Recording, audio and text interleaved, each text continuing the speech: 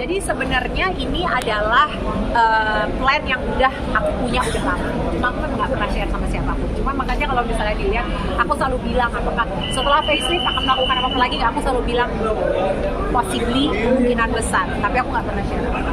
Bahkan semua prosedur operasi plastik surgery yang aku lakukan itu semuanya sebetulnya sudah ridho dan restu dari almarhumah mama. Jadi semua tuh udah aku omongin. Mama kan gak ada bulan Januari. Aku pertama kali waktu itu surgery di tahun 2023, itu facelift, lower facelift di Korea. Lalu 2025 ini aku melakukan 2 prosedur. Bulan Februari itu facelift juga, cuma wajah bagian tengah ke atas. Dan kemarin ini aku melakukan lagi. Dan semua ini sudah aku minta izin sama mama dan mendapatkan restu dari beliau. Bahkan sebetulnya kalau boleh aku cerita sedikit dan share sedikit, yang support sekali untuk aku melakukan prosedur-prosedur sebenarnya dan ini adalah satu plan yang sudah aku persiapkan dari jauh-jauh. Dulu waktu 2023 mama masih ada, jadi waktu aku surgery waktu itu mama menit. Cuma mama lah yang waktu itu doain pada saat aku lagi di ruang operasi juga, beliau tuh yang nggak berhenti zikir, berdoa, ngaji, sholat dan segala macam untuk kelancaran semuanya. Dan tahun ini karena memang sudah aku planning dari tahun-tahun sebelumnya. Kenapa sampai segitu lamanya? Karena pertama biayanya nggak kecil, biayanya besar banget. Menggocek berapa ya?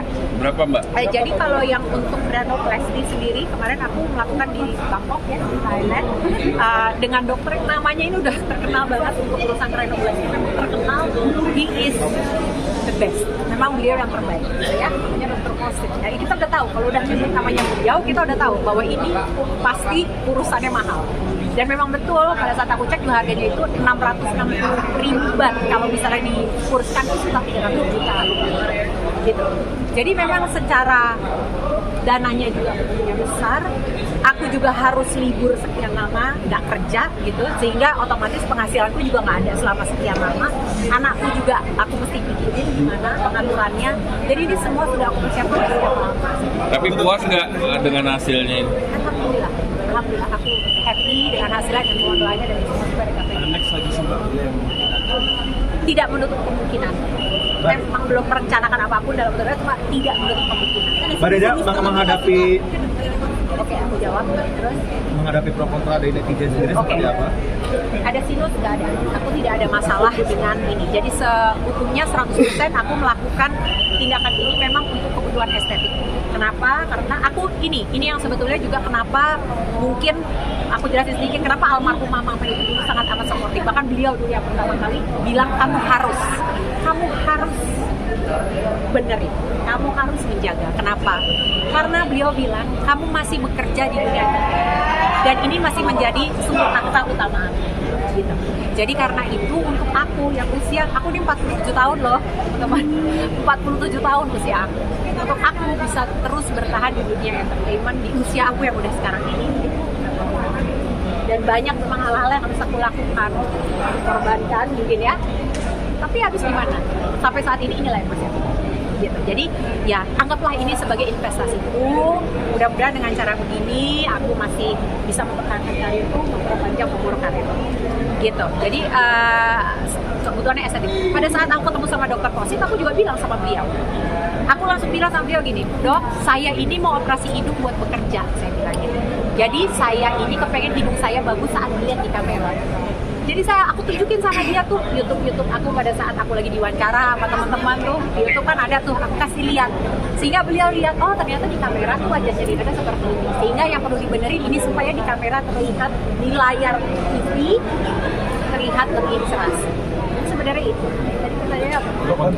Pro kontra itu udah pasti, udah tahu bahwa itu memang akan terjadi, expected aku sudah tahu ya, tapi aku bisa bikin apa? Jadi keputusannya memang sudah keputusan aku, sudah pertimbangkan masak-masak segala resikonya ya memang sudah aku pelajari juga, sampai pemilihan dokter pun sudah aku dengan hati-hati aku lakukan gitu. Jadi ya aku nggak akan bisa merubah semua netizen untuk jadi pro, ya nggak apa-apa, itu namanya memang ya sudah. Tapi terlihat lebih beda dan cantik dan berbeda seperti bukan dia nadi wajahnya itu seperti apa ketika baca gitu.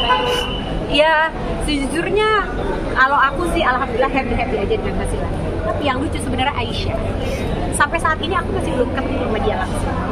Dan aku itu video call sama Aisyah itu sehari bisa 3 kali, 4 kali video call.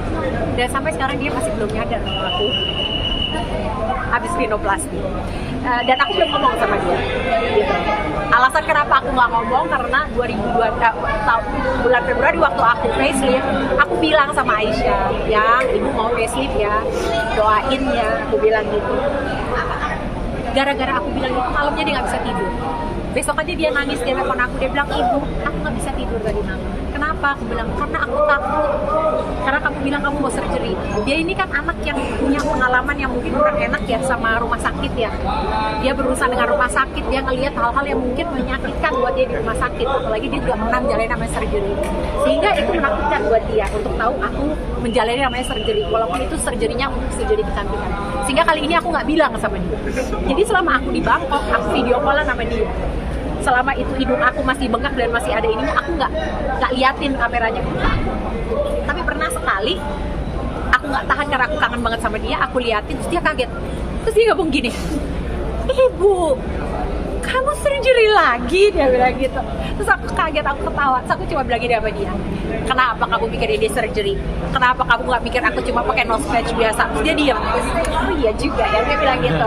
Ya aku pikir udah biarin aja. Nanti kan bentar lagi nih aku mau pulang ke Singapura, dia akan lihat sendiri, nanti aku baru akan. Itu melihat perubahan dari mukanya Kadena sendiri? Dia sih sampai sekarang sih santai-santai karena kita kan suka pakai filter WhatsApp tuh yang nanti ada kupingnya, yang mukanya jadi gimana gitu, sehingga dia nggak begitu nandain kayaknya. Kadena, biasanya kan wanita kalau mau mempercantik diri itu ada momen spesial yang ingin dijalani. Ini Kadena ada momen spesial? Ada, momen spesialnya adalah karena memang udah sadar usianya udah segini tapi masih berkarir di dunia entertainment. Gak gampang sih mas buat kita yang udah usia segini gitu, apalagi mungkin ya kita dunia entertainment itu walaupun orang suka bilang tapi harus untuk bisa survive ya harus skill dong yang utama. Mau kita akui mau kita tidak akui, tapi menjaga penampilan itu adalah bagian yang udah gak bisa lepas. Ini lama nggak sih? Sejujurnya aku hanya 2 hari setelah operasi aku minum painkiller. Hari ketiga aku udah gak minum lagi. Bengkak itu aku baru pertama bengkak, kedua bengkak, ketiga bengkak, keempat mulai turun.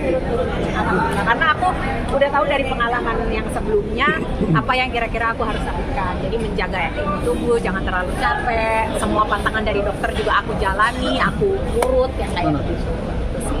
Terima kasih ya semuanya teman-teman. Selamat bekerja, semuanya sehat-sehat ya. Semangat ya. Makasih ya. Sebentar. Kan